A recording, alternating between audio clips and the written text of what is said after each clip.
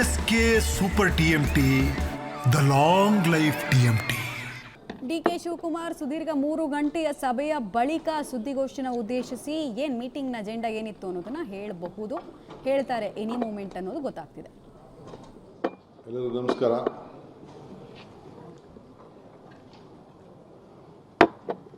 ಉಪಮುಖ್ಯಮಂತ್ರಿಗಳಂತ ಪರಮೇಶ್ವರ್ ಅವರೇ, ರಾಮಲಿಂಗಾರೆಡ್ಡಿ ಅವರೇ, ಈಶ್ವರ್ ಖಂಡ್ರೆ ಅವರೇ, ಖಾದರ್ ಅವರೇ, ಎಲ್ಲ ಮಾಧ್ಯಮ ಸ್ನೇಹಿತರೆ, ಇವತ್ತಿಂದ ನಮ್ಮ ಕೆಲಸ ಪ್ರಾರಂಭವನ್ನು ಮಾಡಿದ್ದೇವೆ.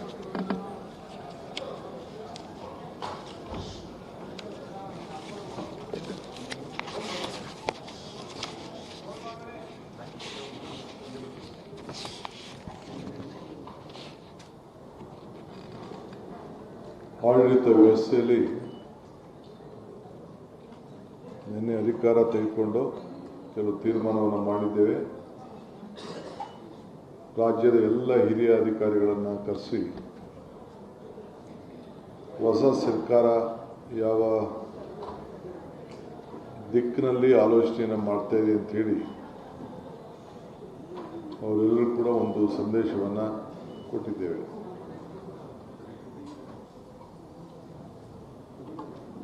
ಮೊದಲನೇ ದಿನ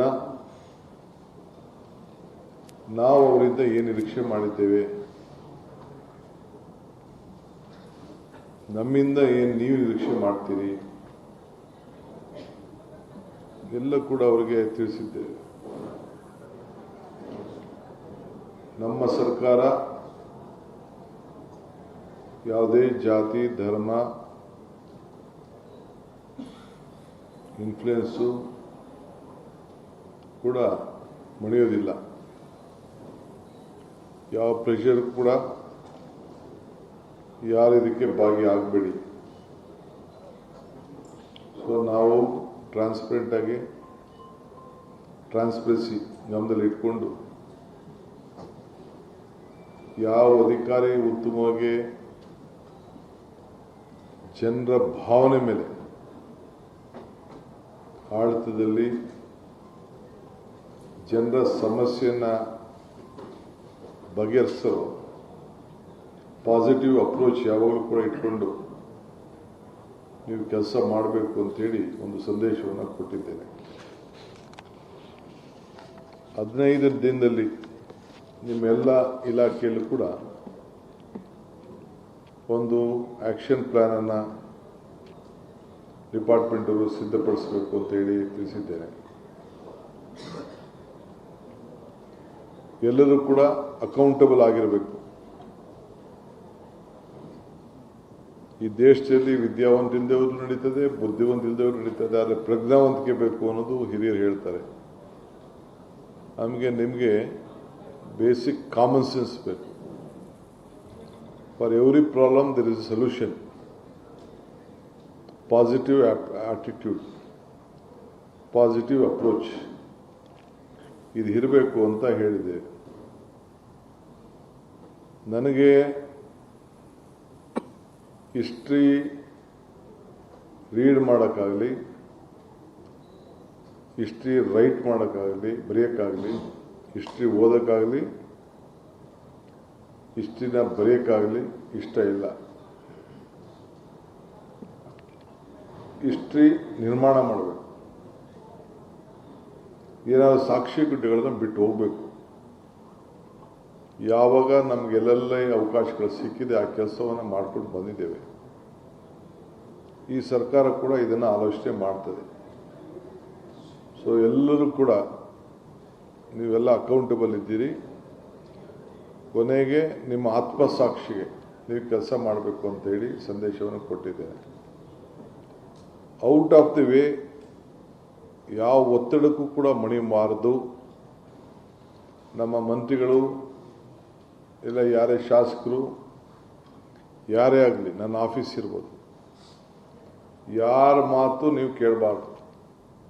you should work within the system of law positive approach. Where there is problem, find out a solution within the system. So system ಬಿಟ್ಟು ಏನು ಕೂಡ ಆಗಬಾರ್ದು. ಆ ಡಿಸ್ಟಿಕ್ಕಲ್ಲಿ ಎಷ್ಟು ತಾಲೂಕುಗಳಿದೆ, ಆ ತಾಲೂಕಿಗೂ ಹೋಗಿ ಅಲ್ಲೂ ಕೂಡ ರಿವ್ಯೂ ಮಾಡೋಂಥ ಒಂದು ವಿಚಾರಧಾರೆಗಳನ್ನು ತಾವಿಟ್ಕೋಬೇಕು. ಆ ತಾಲೂಕಲ್ಲೂ ಕೂಡ ಈಗ SIR ನಡೀತಾ ಇದೆ. ಈ ರಾಜ್ಯದಲ್ಲಿರೋಂಥ ಮತದಾನದ ಹಕ್ಕನ್ನು ಯಾರೂ ಕೂಡ ಕಳ್ಕೋಬಾರ್ದು. SIR ಅಲ್ಲಿ ಎನ್ರೋಲ್ ಮಾಡ್ಕೊಳ್ಳಿಲ್ಲ ಅಂದರೆ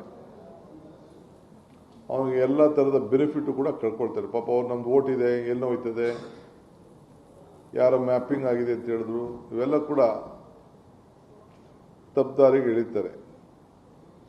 ಯಾರು ಮತದಾರ ಇಟ್ಕೊಂಡಿದ್ದಾನೆ, including the chief minister, including the deputy CM, ಅವರ ಏನು BLAಗಳು ಒಂದು ಎನ್ಯುಮರೇಷನ್ ಫಾರ್ಮ್ ಕೊಡ್ತಾರೆ, ಆ ಫಾರಮನ್ನು ಕಂಪಲ್ಸರಿ ಎಂಟ್ರಿ ಮಾಡಿ ಸಿಗ್ನೇಚರ್ ಮಾಡಿ ಅವ್ರದ್ದೇನು ಗುರ್ತನ್ನು ಇಟ್ಟು ಅವರು ವಾಪಸ್ಸು ಕೊಡಬೇಕು.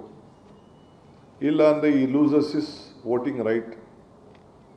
ಇದನ್ನು ಎಲ್ಲ ಮತದಾರರಿಗೆ ನೀವು ಜಾಗೃತಿ ಮೂಡುವಂಥ ಕೆಲಸ ಮಾಡಬೇಕು.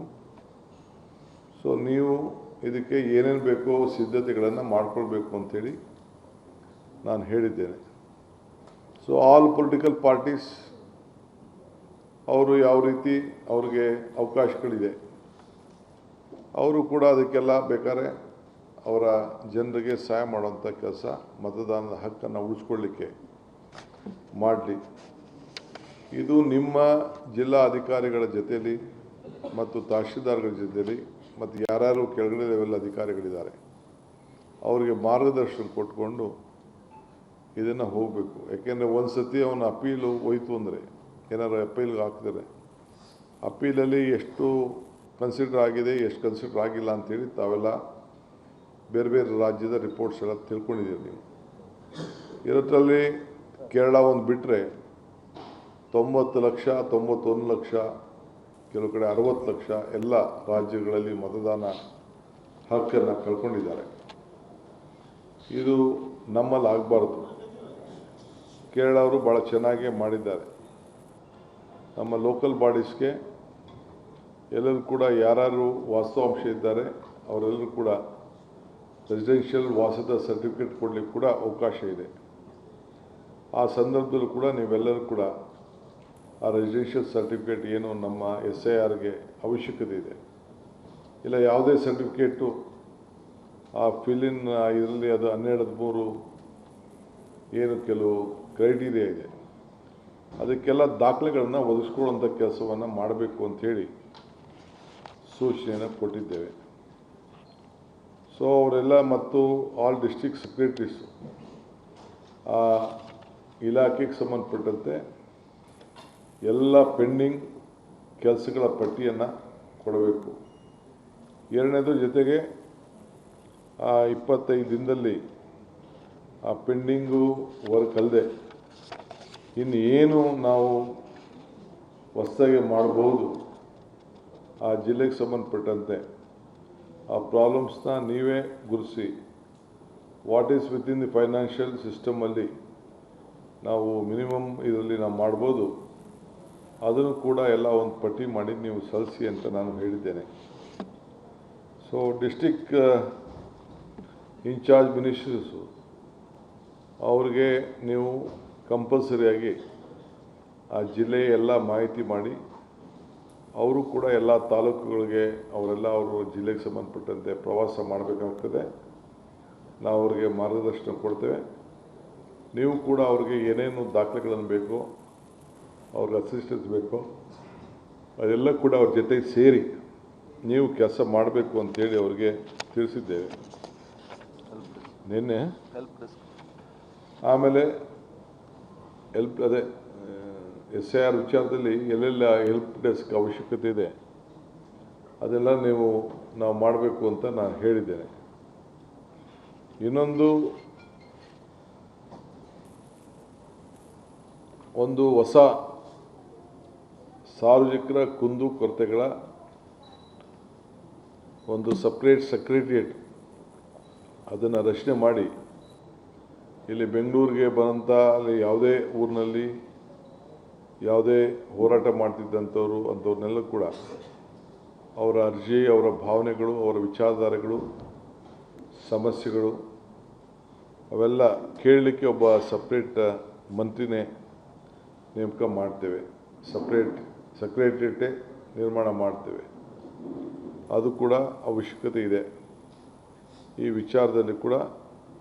ಏಕೆಂದರೆ ಸುಮಾರು ದಿನಕ್ಕೆ 2-3 ತಂಡಗಳು ಬಂದು ಪ್ರತಿಭಟನೆಗಳು ಮಾಡ್ತಾ ಇರ್ತಾರೆ. ಅವ್ರನ್ನೋಗಿ ನಿಮ್ಮ ಪ್ರಾಬ್ಲಮ್ ಏನಿದೆ ಅಂತ ಅವ್ರು ಕೇಳಬೇಕಲ್ಲ. ಎಷ್ಟು ಲೀಗಲ್ ಆಗಿದೆಯೋ ಇಲ್ಲೀಗಲ್ ಆಗಿದೆಯೋ ಕೇಳೋದ್ರಲ್ಲಿ ಒಂದು ವಾಸ್ತವಾಂಶ ಸರಿ ಇದೆಯೋ ಇಲ್ಲೋ ಅನ್ನೋದು ಕೂಡ ತಿಳ್ಕೊಂಡು ಅವ್ರಿಗೆ ಸ್ಪಂದಿಸಲಿಕ್ಕೆ ಅವ್ರದ್ದೆಲ್ಲ ಪಟ್ಟಿ ಮಾಡಿಕೊಂಡು ಅವ್ರದ್ದು ಯಾರು ಒಂದು 3-4 ಜನ ವಾರಕ್ಕೆ 2 ದಿನ 3 ದಿನ ಸಪ್ರೇಟಾಗಿ ಭೇಟಿ ಮಾಡಿ ಅವರ ಸಮಸ್ಯೆಗಳನ್ನು ಕೇಳಬೇಕು ಅಂತೇಳಿ ಅದಕ್ಕೊಂದು ಸಪ್ರೇಟ್ ಸೆಕ್ರೆಟರಿಯೇಟ್ ಮಾಡಬೇಕು ಅಂತೇಳಿ ತೀರ್ಮಾನವನ್ನು ಮಾಡಿದ್ದೇವೆ. ನಿನ್ನೆ ಏನು ನಾವು ಇಂಪ್ಲಿಮೆಂಟ್ 5-6 ವಿಚಾರ ಹೇಳಿದೋ ಅದಕ್ಕಾಗಲೇ ನಾನು ಒಂದು ಸಪ್ರೇಟ್ ಅವರ ರಿಪೋರ್ಟ್ ಕೇಳಿದ್ದೇನೆ. ಅವೆಲ್ಲ ಕೂಡ ಕಾರ್ಯರೂಪ ಆಗಲಿಕ್ಕೆ ಈಗ ಶುರುವಾಗಬೇಕು. ಸೊ ಅದಕ್ಕೆ ಮಾರ್ಗದರ್ಶನವನ್ನು ಕೊಟ್ಟಿದ್ದೇನೆ. ಅವರಿಗೆಲ್ಲ ಏನೇನು ನಾವು ಮಾಡಿದ್ದೀವಿ ಅಂತೇಳಿ ನಾವು ಮಾರ್ಗದರ್ಶನವನ್ನು ಕೊಟ್ಟಿದ್ದೇವೆ. ಇನ್ನು ಮುಖ್ಯವಾಗಿ ಈ CSR ಸುಮಾರು 8,000 ಕೋಟಿ ರೂಪಾಯಿ ಇದೆ. ಅವರು ಯಾರ್ಯಾರು ಎಲ್ಲೆಲ್ಲಿಗೆ ಖರ್ಚು ಮಾಡ್ತಾಯಿದ್ದಾರೆ ಅಂತ ಗೊತ್ತಿಲ್ಲ. ಸೊ ನಮ್ಮ ಕೇಂದ್ರ ಸರ್ಕಾರದಲ್ಲಿ ಅವಕಾಶ ನಾವು ಮಾಡಿಕೊಟ್ಟು ಮನಮೋಹನ್ ಸಿಂಗ್ ಅವರು ಇದ್ದಾಗ, ಪ್ರೈಮ್ ಮಿನಿಸ್ಟರ್ ಇದ್ದಾಗ ಅವ್ರದ್ದು ಎಲ್ಲಿದೆ, ಎಲ್ಲಿ CSR ಬಳಕೆ ಆಗ್ತಾಯಿದೆ ನಮ್ಮ ರಾಜ್ಯದಲ್ಲಿ ಅಂತೇಳಿ ಮಾಹಿತಿನ ಸರ್ಕಾರದಲ್ಲಿ ಇಡಬೇಕಾಗ್ತದೆ. ಅವ್ರಿಗೇನು ಚೌಕಟ್ಟಿನ ಕೆಲಸ ಮಾಡ್ತಾಯಿದ್ದಾರಾ, ಇಲ್ಲ ಯಾವುದಾದ್ರು NGOs ಕೊಟ್ಬಿಟ್ಟು ವಾಪಸ್ ಒಂದಷ್ಟು ದುಡ್ಡು ಇಸ್ಕೊತಾ ಇದ್ದಾರಾ, ಅವ್ರು ಯಾವ ರೀತಿ ಯೂಸ್ ಮಾಡ್ತಾಯಿದ್ದಾರೆ, ಇವೆಲ್ಲ ಕೂಡ ಒಂದು ದಾಖಲೆಗಳನ್ನು ನಾವು ಕಲೆಕ್ಟ್ ಮಾಡಿಕೊಂಡು ವೇರ್ ದಟ್ CSR. ಯಾಕೆಂದರೆ ನಮ್ಮ ದಾಖಲೆ ಪ್ರಕಾರ 8,000 ಕೋಟಿ ರೂಪಾಯಿ CSR ಫಂಡು ಕರ್ನಾಟಕದಲ್ಲೇ ಇದು ಖರ್ಚಾಗಬೇಕಾಗಿದೆ. ಈ ಹಿನ್ನೆಲೆಯಲ್ಲಿ ಎಲ್ಲಿಗೆ ಹೋಗ್ತಾ ಇದೆ, ಏನು ಮಾಡ್ತಾ ಇದೆ ಅಂತೇಳಿ ನಾವೀಗಾಗಲೇ ಪ್ರತಿಯೊಂದಕ್ಕೂ ಕೂಡ 3 ಪಂಚಾಯತಿಗೆ ನಾವು ಒಂದೊಂದು ಶಾಲೆ ಮಾಡ್ತೇವೆ ಅಂತೇಳಿ ನಾವು ಮಾತು ಕೊಟ್ಟಿದ್ದೇವೆ. ಸೊ ಅದಕ್ಕೆ ಅವರು ಆ ಐಡೆಂಟಿಫಿಕೇಷನ್ ಮಾಡಬೇಕು, ಜಾಗಗಳನ್ನೆಲ್ಲ ಗುರುತಿಸ್ಬೇಕು. ಅವರು ಎಲ್ಲೆಲ್ಲಿ ಏನೇನು ಅಂತೇಳಿ ಜಾಗಗಳನ್ನು ಗುರುತಿಸಿ ಈಗ ಅದಕ್ಕೆ ಹೊಸ ನಮ್ಮ ಪಾಲಿಸಿ ಏನು ಈಗ ಬಿಡುಗಡೆ ಆಗ್ತದೆ. ಈಗಾಗಲೇ ಕ್ಯಾಬಿನೆಟಲ್ಲಿ ಪಾಸಾಗಿದೆ. ಅದನ್ನು ನಾನು 2-3 ದಿನದಲ್ಲಿ ನಾನು ಫುಲ್ ಗೈಡ್ಲೈನ್ಸ್ ನಾನು ಬಿಡುಗಡೆ ಮಾಡ್ತೇನೆ. ಸೊ ಎಲ್ಲ ಜಿಲ್ಲಾಧಿಕಾರಿಗಳು ಯಾವ ಇಂಡಸ್ಟ್ರೀಸ್ ಇದೆ, ಬೆಂಗಳೂರು ನಗರದಲ್ಲಿ ಎಲ್ಲೆಲ್ಲಿದೆ, ಅವ್ರ ಹಣ ಯಾರು ಪ್ರಾಫಿಟಬಲ್ 2% ಎಲ್ಲಿ ಖರ್ಚು ಮಾಡ್ತಾಯಿದ್ದಾರೆ ಅಂಥೇಳಿ ಸರ್ಕಾರಕ್ಕೂ ಅವರು ಮಾಹಿತಿಯನ್ನು ಅವರು ಕೊಡಬೇಕಾಗ್ತದೆ. ಇದಕ್ಕೆ ಸಂಬಂಧಪಟ್ಟಂತೆ ನಿಮ್ಮ ಶಾಲೆಗಳನ್ನು ಕಟ್ಕೊಡ್ಬೇಕು ಮತ್ತು ಯಾರ್ಯಾರ ಕೈಯಲ್ಲಿ ಇನ್ಫ್ರಾಸ್ಟ್ರಕ್ಚರ್ಗೆ ಮತ್ತು ಬೇರೆ ಬೇರೆ ಈ ಒಂದು ಎಜುಕೇಷನ್, ಪ್ರೈಮರಿ ಎಜುಕೇಷನ್ಗೆ ಒತ್ತನ್ನು ಕೊಡಲಿಕ್ಕೆ ಕೆಲವು ಸ್ಕೂಲ್ ಎಕ್ವಿಪ್ಮೆಂಟ್ಸ್ ಇರ್ಬೋದು, ಬಿಲ್ಡಿಂಗ್ ಇರ್ಬೋದು, ಅವೆಲ್ಲ ಕೂಡ ನಾವೇ ಅವರಿಗೆ ಏನೇನು ಬೇಕು ಅಂತೇಳಿ ಪಟ್ಟಿ ಕೊಟ್ಟು ಹೊಸ ನಯಾ ಸ್ಕೂಲ್ಗಳನ್ನೇ ಮಾಡಲಿಕ್ಕೆ ಅವರೆಲ್ಲರೂ ಕೂಡ ಇದಕ್ಕೆ ಪ್ರಯಾರಿಟಿ ಕೊಡಬೇಕು. ಆಮೇಲೆ ಹೆಲ್ತ್ಗೆ ಹೋಗ್ತೀವಿ ನಾವು. ಫಸ್ಟು ಈಗ ಪ್ರೈಮರಿ ಎಜುಕೇಷನ್, ಬೆಂಗಳೂರಿಗೆ ಜನ ಬರೋದನ್ನು ತಪ್ಪಿಸ್ಬೇಕು, ವಲಸೆ ಬರೋದನ್ನು ವಿದ್ಯಾಭ್ಯಾಸಕ್ಕೋಸ್ಕರ. ಆ ದೃಷ್ಟಿಯಿಂದ ಈ ಪಾಲಿಸಿ ಈಗಾಗಲೇ ತಯಾರಾಗಿದೆ. ಇನ್ನೊಂದು 5-6 ದಿನದಲ್ಲಿ ಕಂಪ್ಲೀಟ್ ನಿಮಗೆ ಮಾಹಿತಿಯನ್ನು ನಾವು ಕೊಡ್ತೇವೆ. ಆಮೇಲೆ ಒಂದು NRI ಭಾಳ ಜನ ನಾನು ಹಿಂದೆ ಮಾತು ಕೊಟ್ಟಿದ್ದೆ, ನಮ್ಮ ಮ್ಯಾನಿಫೆಸ್ಟೋಲ್ಲೂ ಹೇಳಿದ್ದು, ಒಂದು NRI ಸಪ್ರೇಟ್ ಸೆಕ್ರೆಟ್ರಿಯೇಟ್. ಯಾಕೆಂದರೆ ಭಾಳ ಜನ ಇನ್ವೆಸ್ಟರ್ಸು ಬಂದು ನಮ್ಮ ಕರ್ನಾಟಕದಲ್ಲಿ ನೋಡ್ತಾರೆ. ಅದಕ್ಕೆ ಒಂದು ಸಪ್ರೇಟ್ NRI ಸೆಕ್ರೆಟ್ರಿಯೇಟ್ನ ಮಾಡಿ, ಸೊ ಯಾರೇ ಬರಲಿ NRI ಅವ್ರಿಗೆ ಏನೇನು ಫೆಸಿಲಿಟಿ ಮಾಡಿಕೊಡ್ಬೋದು, ಏನೇನು ಸಹಾಯ ಮಾಡ್ಬೋದು ಇರೋವಂಥ ಸಿಸ್ಟಮ್ನಲ್ಲಿ.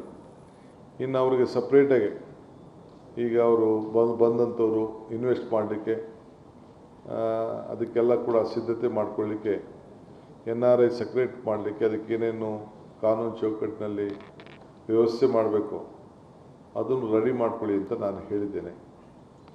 ಸೊ ಅದು ಕೂಡ ಅವರು ಒಂದು ಪ್ರಪೋಸಲ್ನ ನಮ್ಮ ಅಧಿಕಾರಿಗಳೆಲ್ಲ ಕೂಡ ಸದ್ಯದಲ್ಲೇ ಕೊಡ್ತಾ ಇದ್ದಾರೆ.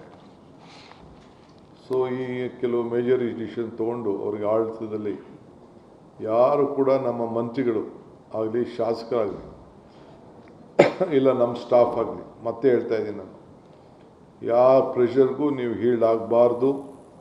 ಕಾನೂನು ಚೌಕಟ್ಟಿನಲ್ಲಿ ಇದ್ರೆ ಮಾತ್ರ ಮಾಡಬೇಕು. ಅದಕ್ಕೆ ಎಲ್ಲದಕ್ಕೂ ಕೂಡ ಸೊಲ್ಯೂಷನ್ ಇರ್ತದೆ. ಆ ನಿಟ್ಟಿನಲ್ಲಿ ಜನರ ಸೇವೆಯನ್ನು ಮಾಡಬೇಕು ಅಂಥೇಳಿ, ಏಕೆಂದರೆ ಯಾವ ಇದಕ್ಕೂ ನಮ್ಮ ಮಂತ್ರಿಗಳು ಕೆಲವೆಲ್ಲ ಹೊಸಬರಿರ್ಬೋದು, ಹಳಬರಿರ್ಬೋದು, ಯಾವುದೋ ಒತ್ತಡದ ಮೇಲೆ ಸೈನ್ ಹಾಕ್ಸೋಕ್ಕೆ ಪ್ರಯತ್ನ ಮಾಡ್ಬೋದು. ನೀವು ಯಾವ ಕಾರಣಕ್ಕೂ ಹೀಲ್ಡ್ ಆಗಬಾರ್ದು ಔಟ್ ಆಫ್ ದಿ ಸಿಸ್ಟಮ್ ಅಂಥೇಳಿ ಅವ್ರಿಗೆ ಹೇಳಿದ್ದೇನೆ.